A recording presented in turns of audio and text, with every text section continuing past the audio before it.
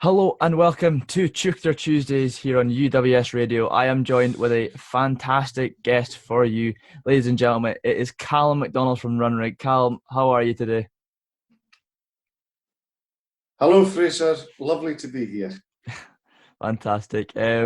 So first question, I just want to ask, how are you been surviving in the lockdown 3 so far? How has 2020 been for you? It's been a bit of a dream, really, because as some of you might know, Runrig have retired, and we certainly picked the right time to retire. Couldn't have got it any better.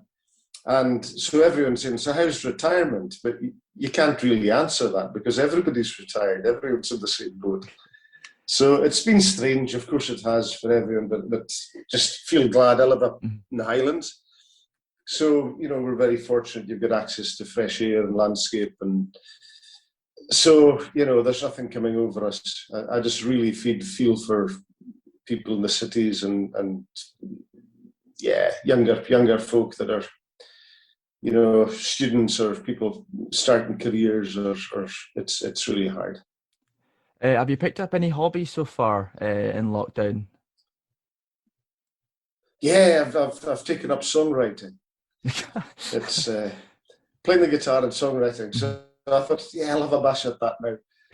So, but seriously, yeah, I mean, the music continues. All the band stopped. The interest in doing what I've always done, just writing songs. I've got my wee demo studio, so I amuse myself in there and try and discover a tune or two. Mm-hmm. Any future releases? I don't know. Not with Runrig. I think the Runrig story is done. Mm-hmm. But I think for any of us in the band, yeah, I don't think any of us could live without music or continue with music in some way or another. And I know that for Rory and I will continue writing songs. It's just something that's in you. You couldn't not do it. So we had a wee solo project a few years ago called The Band from Rockwell, and we took out an album. So we might very well revisit that again at some point. So you just talked about your songwriting there. You were brought up in the islands. Was it North Uist, was it? Yeah, I was born in North Uist, and we moved to the Isle of Skye when I was 8 years old. So I stayed there for all my secondary schooling and before coming down to the big smoke to be a student. So how old were you when you like kind of picked up songwriting? I think I started songwriting halfway through secondary school, about third year, fourth year. Rory was, or is, 4 years older, and he played in a band in Skye. So there's always guitars hanging around and cassette recorders and amplifiers, and my bedroom was stacked with these things. So I think the fact that was around me, and I loved music anyway, and it was just an exciting time to be growing up with music through the 60s and into the 70s. I don't know, I just took it upon myself to write songs. I didn't have a great motivation to sit and learn an instrument and go to classes, but I loved writing songs, and Rory did as well, and we'd both kind of just muck about just for fun, making recordings. When the cassette recorder arrived, it's the best toy we ever had. And then when you got another one, you realise, listen, we can bounce one off the other and start making proper recordings, just multi-layered. So we used to have fun with that, making recordings, just as kids, and creating songs. So the songwriting kind of started from that, I guess, and then just continued. Were there any influences that you had on your own songwriting?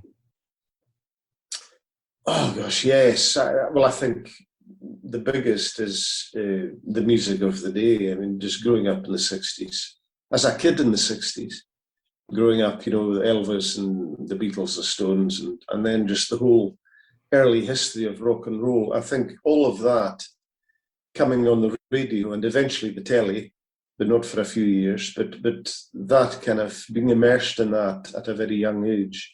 And on the other side, you're in the midst of Gaelic culture, which was around you, this old culture, which was very musical and had its own strengths, and that was an influence. So somewhere the mix of all these things just kind of boiled up together, and I suppose informed the kind of songs we were writing.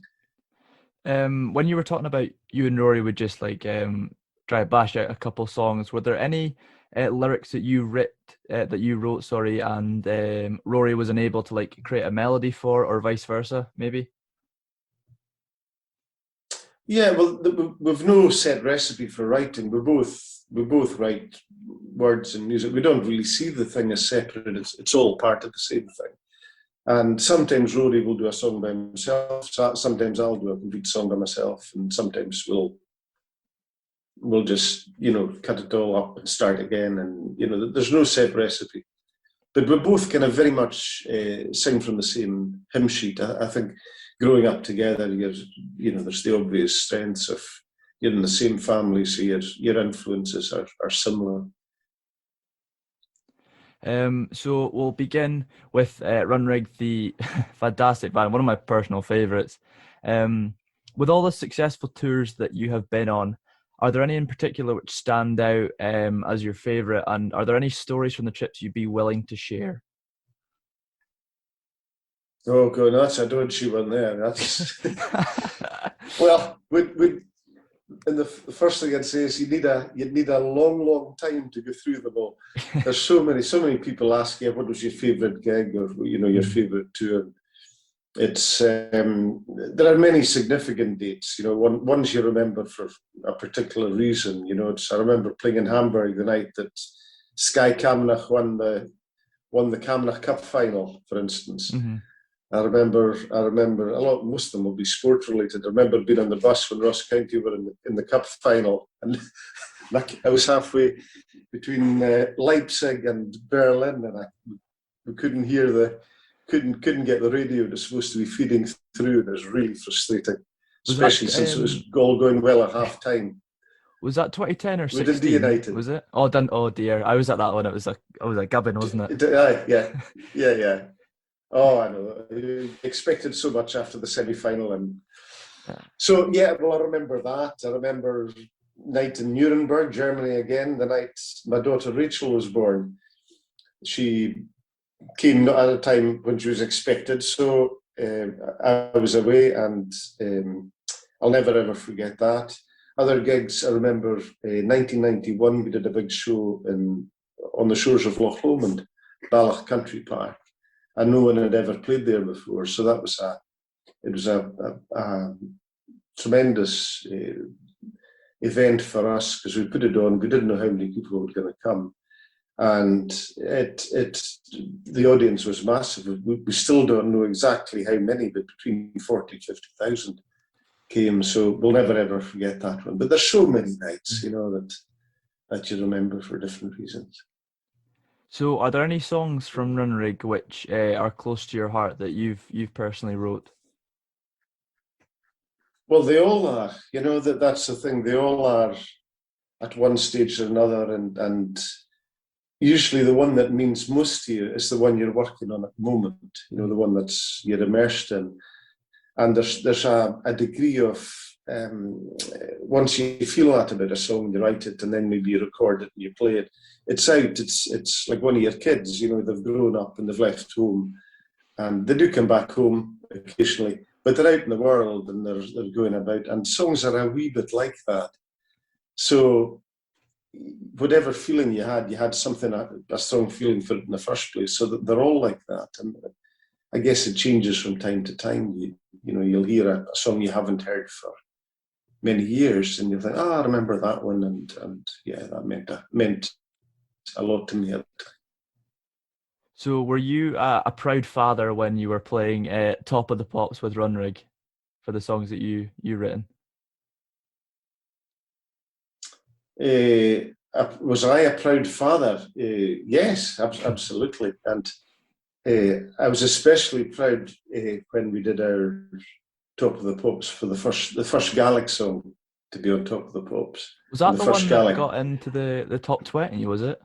yeah, it was the first Gaelic song in the top 20, and it was a brilliant night for the language, and it was just a very significant night, that, and yeah, we were all very proud of that. Also, accolades was you won Best Scottish Song of All Time in 2008 with Loch Lomond, the Hamden remix. Oh, I know, we've often thought, I wish we'd written Loch Lomond, you know. It's kind of a Mandela effect, I feel, that most Yes, people assume that you've just wrote it. You'll just take credit. That's right. Well, you can't really. We did a wee extra Gaelic bit in it, so we can take credit for that. But no, the Loch Lomond thing, it's just been with us. It's always been there, and it's been it's been brilliant for us, and it's been a bit of an albatross as well, because it's so identifiable with us, and it's where people will go as a first port of call, and which is great. And we've gone through the process with it over the years, various incarnations of the song, and there's times we say, let's just stop it now. We've done it, you know. But the audience would never allow you to stop, and we actually tried. Remember one night trying to not do it in the set, and the audience wouldn't leave the building until we came back. But you do it, and you enjoy it, and it's been great for us. It's just been fantastic. Where did the idea for you're talking about the Gallup that you added to Loch Lomond? Where did that come around? Because I think it's 3 minutes in the party on the Moor track. I always skip to that bit because that's when it just drops into the Gaelic. How did that come around?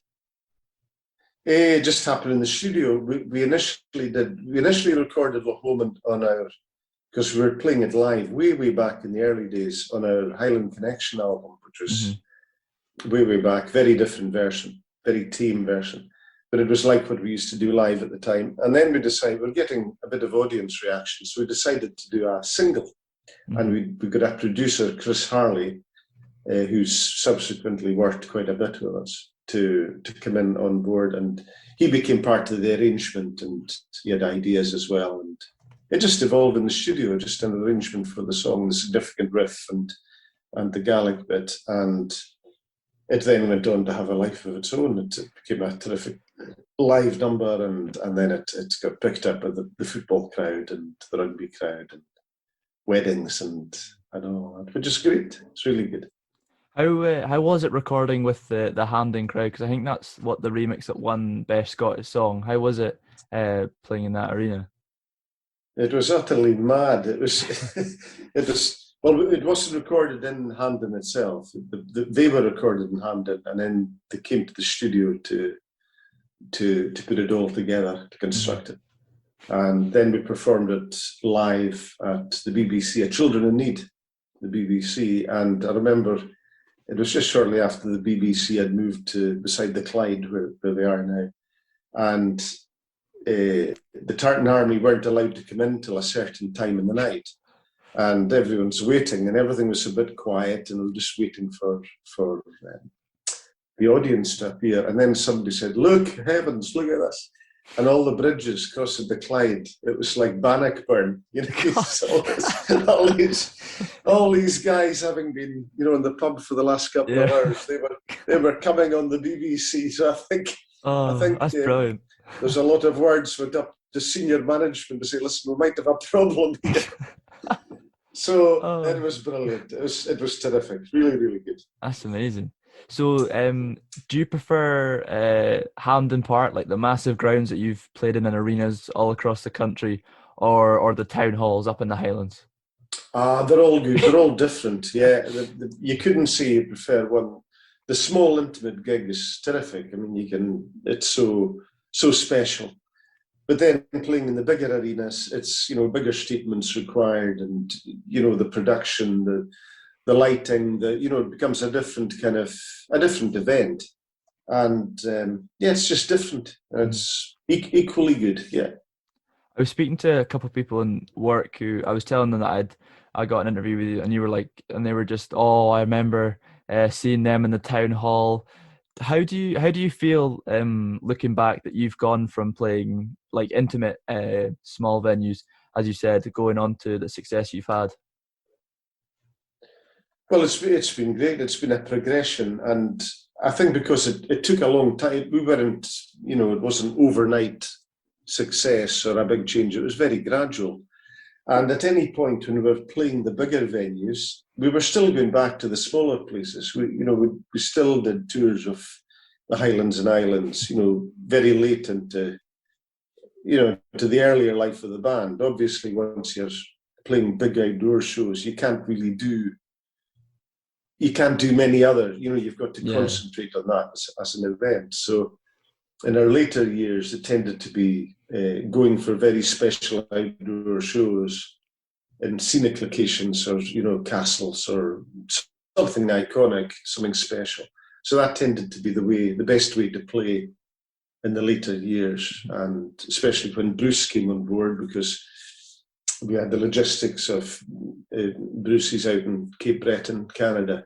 Mm-hmm. So he couldn't be flying back and forth across the Atlantic every week. You got to tailor it, in a kind of meaningful way. So my personal favorite song is Alba, and I just have to know, where did the inspiration come around for that song? And also, do you prefer writing in Gaelic? Do you feel your songs come across better in Gaelic? I don't know if they come across better. What I would say is that when you're writing, for some reason, and I don't know why, I can't answer it, but sometimes you just happen to be in Gaelic mode, and there's a switch, an internal switch, and sometimes you're in English mode. And when you're working away in a song or singing or demoing, you are in that mode, and it'll either turn out Gaelic or English, and there'll be an applicable melody shift in that direction. So there's no rhyme or reason for it. It's just sometimes you feel, or you're in that Gaelic place, and sometimes you're not. But Alba, the song, the start of the song, the very start of the song, it was very much Rory's kernel, that one. It was arriving back into Edinburgh Airport, and the plane is just coming out of the sky, coming down to land. It started off as just an appreciation of coming back to your homeland, having been away, seeing the place from on high, and just seeing the land, and you're coming down to touch it and communicate with it and be with it. So that was the initial inspiration, and then it just developed to be a wider kind of sense of Scotland and political situation at the time, devolution and identity and these kind of factors. This is probably going to sound like really crazy to you and like totally made I up, like crazy things. But I really swear it's true. Is I was coming back from, I think it was a holiday with my family in Barcelona, and we were touching down in Scotland, and you've just described like how Rory got the inspiration for that coming into your homeland. And as soon as when you come out the clouds and then you see Scotland as you're descending, that's when the chorus hit of Alba, and like that's when I just like love the song. So wow, that's just so crazy. I love that. Brilliant. Serendipity. That's brilliant. That is brilliant. Oh, I love that. I see when you were talking about it, I was like, I can't believe it. Oh, because see when you were talking about it, I was like, that sounds really familiar. That sounds really familiar. Wow. Yeah. Well, that's good. Brilliant. So you've had a lot of guest players on the stage and in your recordings. This is another bit of a dodgy one here. If you had to pick one to be an honorary member of Runrig, who would it be? Oh, for goodness sake. Who would be the honorary member of Runrig? A big question. Well, of course, there's all the ex-members, of course. So, Blair Douglas, who was there at day one, they are all honorary members anyway. Yeah. But I guess you're looking outside that. Oh, that's a tough one. I mean, Duncan Chisholm's a big pal. He's a pal of the band. Julie Fowlis. You can't sing Jesus. single one out. We'll give it to Duncan. You know, Okay. we'll just see.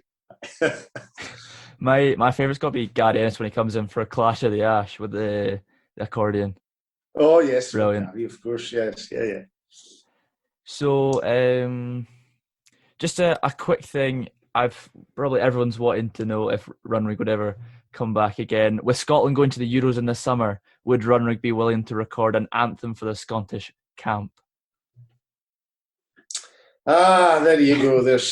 I really think Runrig. You know, I think we all hate the idea of, you know, we've said a big goodbye. You know, it took 45 years, and there's something a bit disingenuous about coming back a couple of years later and say, "All right, we're coming back, we're reforming." You know, people do it all the time. Yeah. So I don't think that's going to happen. But who know? You know, if there was, I don't know, if there was another Live Aid or something equivalent, you did something for charity. I don't know. I mean, you never say never to anything, but if it's good and purposeful and feels right. But the song for the Euros, well, I don't know. It wouldn't be Runrig, but love to do that. You're a big football man as well, is that correct? Yeah, I have done the Ross County one, so that was, or one of the Ross County ones. So that was quite that was fun doing that. What song was that? Sorry, football song. It's called The Jail Ender. Were you on that song? Yeah, well, I did it. That's unbelievable. Did you write that? I did it, yeah. That's amazing. Roy McGregor, sorry, he wanted a song, you know, so I thought, right, brilliant. I love the idea of this. It's got to be cheesy. It's got to be fairly cheesy to get there. So that was my remit for myself. So then I recorded it with the guys in Torridon. Yeah. At the time, so that was good fun. So it's these things are good fun to do. Oh, it's amazing. It's brilliant easy. When it comes it's on not easy. Yeah, it's brilliant when it comes on the intercom after we score, which is rarely, but you haven't heard it a lot these months. No, afraid not. How are you finding Ross County this year? Obviously, it's not going as well as planned, but it's been a really, really disappointing season. And the good thing I found, you know, about lockdown, it's one of the things that certainly kept me going is, I know football's only football, but it's been brilliant. You know, the English Premiership's been fantastic. With no crowds, the whole vibe is different. You know, there's a very different chemistry. There's no home advantage, and so it's a very interesting year. That's been great. And of course, with Ross County, I just watch online. You know, so it's been a difficult to watch. It's been a hard year for them. You know well, we're not going to get drawn to football, but they've had a lot of bad luck, a lot of unfortunate breaks, and the fine margins of things. Well, it was really confusing to see. Like, there were people not agreeing that football should go back to normal, but for me, I feel football plays such a key role, like, off the pitch, because it kind of, see right now, even for instance, it installs a bit of normality that we all love to see, a bit of football on Saturday. Absolutely. So for me, that's why. Absolutely. Football's just. In theory, it should work perfectly, because all these clubs, they're in their bubbles, you know, and I know there's been some ridiculous breaches, you know, Rangers players and stuff, you know, it's just absolutely shocking that you know, having been given the advantage they have been given to go out and perform and earn and as part of the economy as well, it's just been essential. So, but that notwithstanding, it's been excellent, and it's been great. So a final word on Ross County and football. Do you reckon we can stay up this year?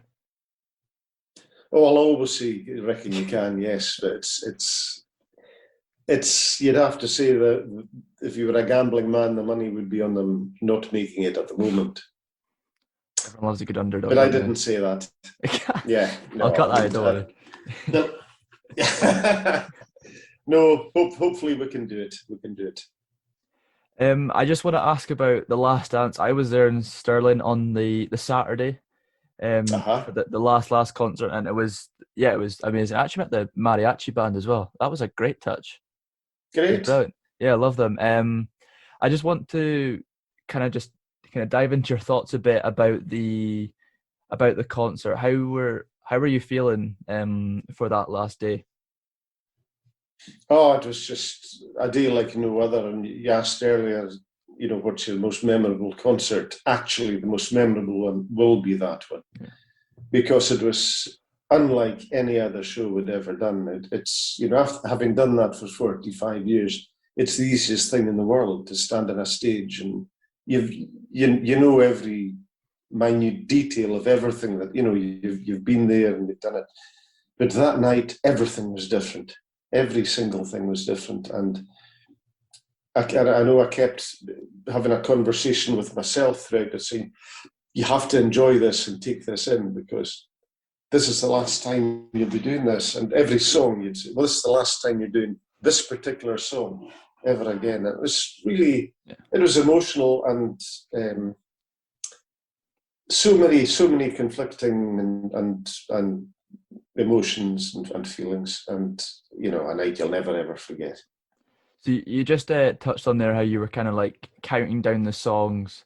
Was there a part of you that just was in denial that this was happening, or were you fully set on like this is the last one? I'm gonna enjoy this as much as I can. Yeah, well, that was a kind of mantra I was saying to myself that that this is the last one. Yeah, because it's very easy to slip into denial and do something, put a face on it to get through it, and that type of thing. But and you knew that getting towards the end, it was going to be difficult. So I think you just have to have a bit of stiff upper lip at that point, and get to the end of it. Brave face. And yeah. So when you did the bow at the end, I just want like how did it feel just looking all those people out there, probably knowing that you've made a good percentage of them cry Yeah. just because it's ended. Probably had a Well, at that point, I think it's just an overwhelming sense of gratitude, really, to your audience, because these are the people that we were just a holiday band in Skye back in the early '70s and doing it for the fun of it. And if anyone was going to tell you then that would be your life's work, would be in a band and through music, you just couldn't have believed it. So there we were at the end of it, and I think gratitude, real thankfulness, gratitude to your audience, and it's just a powerful thing to do to share your music. It's like you're a conduit for this stuff. You produce this music and it flows through you initially. You don't necessarily feel it's yours. You're a conduit, you pass it on, and it touches people and it comes back to you, they sing it back, or you just feel very appreciated. I'm not sure if you know, but there was the app called TikTok this summer, and they like where you can dance to your favorite songs. And I saw on the app there was a lot of people dancing to a lot of Runrig songs. How do you feel that even though the band is retired and there's no more music, how do you feel that your music still plays a huge part in the new generation of people? Oh, it's great. Well, I guess that's one of the good things about music, about doing what we do. Very, very fortunate in that, if you're a joiner or a fireman or a civil servant, when you retire, that's it. You leave the office and you come home. With having done this with music, your music is still there. It'll outlive and outgrow all of us. And it's still there doing the rounds and people listen to it. And so it's wonderful. It's just great that is there and people can dip into it whenever they want. So you said about the Runrig, the Last Dance, and there's a documentary coming out. Is there a potential Yeah, release date for that? well, it should have been last year. Mm-hmm. So it's like so many other things, COVID has impacted on it hugely, and it's finished. It's more or less finished, but they're just trying to find the right time and place and situation. The original plan for marketing it and for release, it was going to be looking at streaming options and hard copy options and all of that. That was in place. But then when the lockdown came initially last year, that was all up in the air. So it's finished, more or less ready to go. So very soon we will have a game plan for that. I was wondering now that Runrig has retired from the Scottish music scene, and you're seeing all these new bands such as Skerryvore, Torden, Tidelines. Are you pleased to see so many new bands are kind of, I want to say, taking what you've done and seeing how popular it can be, and just trying to replicate your work? But it's just great to see such a big industry in bands, and a lot of them as well, not just with the Runrig influence, but it came through traditional music and initiatives that had happened over the last few decades there.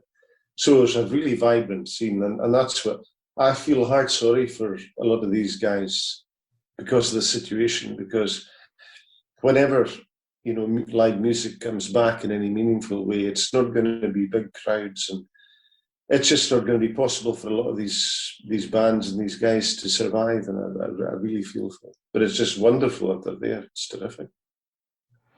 So a final thought. What does 2021 have for Calum MacDonald? Well, 2020, maybe 2022 would be better to project. 2021, I'll still be here. I'll be doing my hours exercise in the morning, go down and writing a few songs. And I've got a garden. I like the garden. Oh, okay. Vegetables, growing stuff. I like that. I'm into that. I love putting a spade in the ground. That'll do me. And a wee cast in the river from time to time. And of course, if I was allowed access to Victoria Park, I don't ask for much. I'd be quite happy. I know. Surely in the Premier League, of course. Surely you've got Roy in your back pocket for the song. Well, it's so, yeah, if that happened, I really hope we'll have that degree of normality further into 21. I hope so. Anyway, thanks so much for coming. It's an absolute pleasure to speak to you, and it's great you're doing so well after retirement. Thank you. Enjoying yourself. Thank you so much. Thank you.